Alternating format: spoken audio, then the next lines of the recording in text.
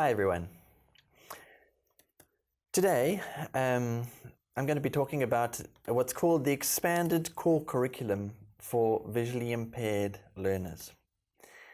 As you will see, what the expanded core curriculum is an extra set of learnings and learning goals for young people, school learners who have visual impairments that fill specific developmental needs that these learners will have.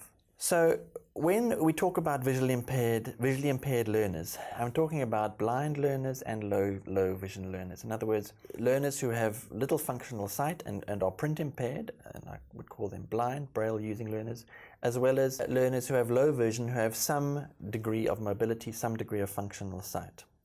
And so this expanded core curriculum applies to that group of learners who I call visually impaired. To begin, I want to distinguish between two parts of the curriculum for visually impaired learners: the expanded core curriculum, which we're focusing on, and the core curriculum. So what is the core curriculum for these learners?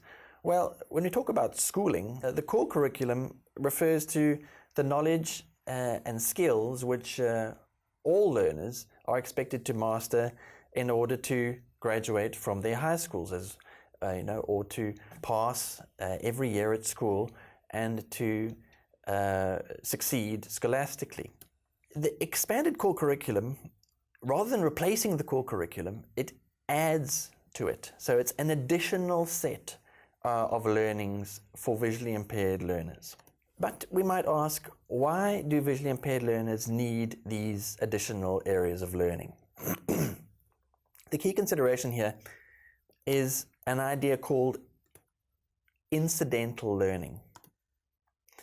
And it works like this. In the lives of sighted children, as they develop, visual experiences are bombarded onto the individual all of the time. So sighted children are seeing things and observing things all the time. And what that means is that there's a lot of incidental learning that's happening. It's sort of learning which is a side effect to simply seeing the world and observing the world and engaging with activities and so on. There are concepts, there are spatial relationships, there are interpersonal conventions, in other words, how we see and respond to one another, ideas about what's up and down. They are learned by sighted children incidentally, unconsciously, if you like. In visually impaired children, these learnings can often be missed, and this can lead to a great disadvantage in development and in their scholastic achievement, because some of these early conceptual and spatial ideas are important building blocks, which are essential for success later on in one's scholastic career. And so because of that, visually impaired learners need to learn these skills and concepts systematically and deliberately. They need to be taught. So what comprises the expanded core curriculum?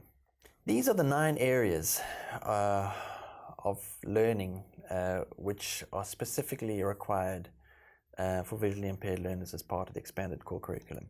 The first one is called compensatory and functional academic skills, including communication modes. And what this refers to really is all of the specific adaptations required in order for the visually impaired learner to be able to access the core curriculum. In other words, to make it perceivable, intelligible, able to be taken in and engaged with by the visually impaired learner. It involves some of the learning such as concept development, a range of concept developments, understandings of spatial relationships, study and organizational skills, speaking and listening skills, and all of these in terms of formats of communication which are accessible to the visually impaired learner. Some key formats for communication of the core curriculum are braille, large print, tactile symbols of various sorts, sign language for some learners who may also have hearing impairments, as well as audio material of various sorts. There are various other modalities. Many or most visually impaired learners will use a combination of different modalities. The second area is called orientation and mobility. What we're talking about here is the fact that all blind and many low vision learners, as well as adults, require skills in order to travel, to move as safely and independently as possible through their local environments as part of what we might call the daily round, to go where you need to go, around home, school, the neighborhood, wherever it is that one travels in one's daily activities.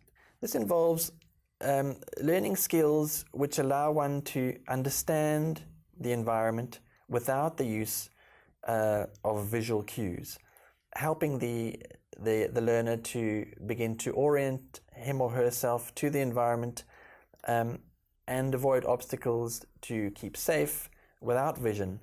In the orientation and mobility area, early instruction is extremely important because it also involves the young child developing a sense of awareness of the spatial relationships of his or her own body and how those fit into space. Ideas about what's left and right, up and down, forward and backward, and so on, which are essential beginning points to begin to learn how to navigate an environment. Orientation and mobility training will often include a device, such as a long cane or perhaps a guide dog, in order to augment the promotion of mobility. The third area of the expanded core curriculum is described as social interaction skills.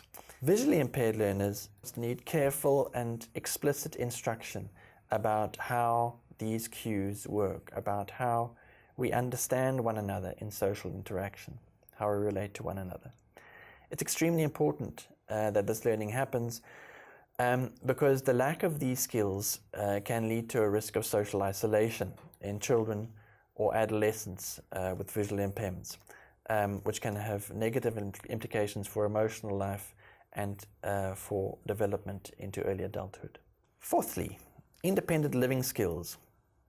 These are the tasks of daily living, which include things like managing personal hygiene, the preparation of food, managing money, doing household chores, keeping one's household and one's personal things well organized, and so on. Essential skills which for a visually impaired learner need to be taught deliberately, and particular ways of doing these things which are practical and functional. The fifth section, recreation and leisure skills. This is a section in which learners are supported in developing recreational skills, sporting skills, an interest in and ability in leisure activities, which they can then take from the school and enjoy throughout life. Again, sighted children get interested in activities and see how they work through watching, through observation. And so that sort of interest and understanding needs to be actively pursued and worked with in children with visual impairments. The sixth section, this is career education. Similarly to the last section, with sighted learners, children and adolescents, as you will know, will tend to develop an interest in careers, in what people do, what grown-ups do, simply by observing the roles in daily life of others. Visual impairment impacts the ability of the child, of the learner, to discover this wider world in quite a profound way, in ways we really need to think quite carefully about in order to augment that experience of the world. So in the area of careers, what we might do is structured visits to sites where people are engaging in particular occupations, and perhaps discussions with adults who do particular jobs, giving the opportunity, often in as physical a way as possible as well, to grasp what the ideas and skills about a particular occupation are. The seventh area, 3 to go now, is assistive technology for visually impaired learners. Assistive technology is an absolutely essential tool for participation in the work of schooling, of learning, but also for participation in society out there, as in tertiary education as well as in adulthood. A key central area is in the issue of access to information. for which most technology and devices are purposed. Some devices are low-tech, some high-tech. There are also other devices which may assist with a range of activities of daily living. At school, and thinking particularly about information-oriented devices, we'd be talking about things like computer screen readers. I'm using one right now.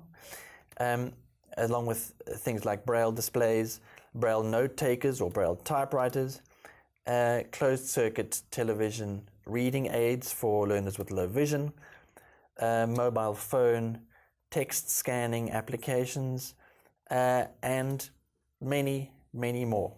The 8th area of the expanded core curriculum is called visual efficiency skills. Almost all learners who would regard as blind have some degree of functional usable sight.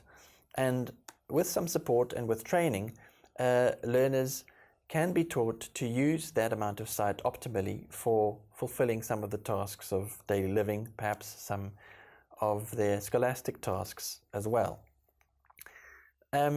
Almost all of such learners will have developed their own unique ways of using the amount of sight that they have already. The 9th and last segment of the expanded core curriculum is called self-determination.